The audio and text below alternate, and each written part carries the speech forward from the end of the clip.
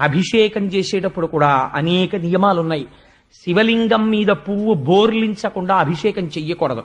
పువ్వు బోర్లించి అభిషేకం చేశావు, ప్రారంభమునందు పొడి విభూతితో మొదలెట్టాలి, అంచమునందు గంధోదకంతో పూర్తి చెయ్యాలి. ప్రతి పదార్థమునకు మధ్యలో మళ్ళీ సజలంతో అంటే శుద్ధ జలంతో అభిషేకం చెయ్యాలి. ఆ అభిషేకానికి అనేక నియమాలున్నాయి. ఇన్ని నియమాలతో నువ్వు చేసేటప్పుడు నువ్వు ఆవలించకూడదు. నీ శరీరంలో ఎటువైపు నుంచి వాయువు బయటికి వెళ్ళకూడదు, నువ్వు దగ్గకూడదు, తుమ్మకూడదు.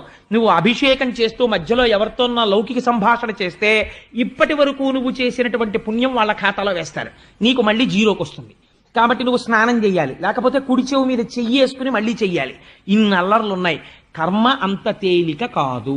కాబట్టి నీకేమవుతోంది, నువ్వు చేసి నీకు వస్తుందని అనుకున్నదంతా నీకు వచ్చిందో లేదో తెలియదు. ఒకవేళ చచ్చి చెడి ఓ 4 మార్కులు సంపాదించుకుంటే నీకు అన్నం వండిన పుణ్యానికి 2 మార్కులు భారీ వెళ్ళిపోయాయి. కాబట్టి ఉన్నవి 2 మార్కులు.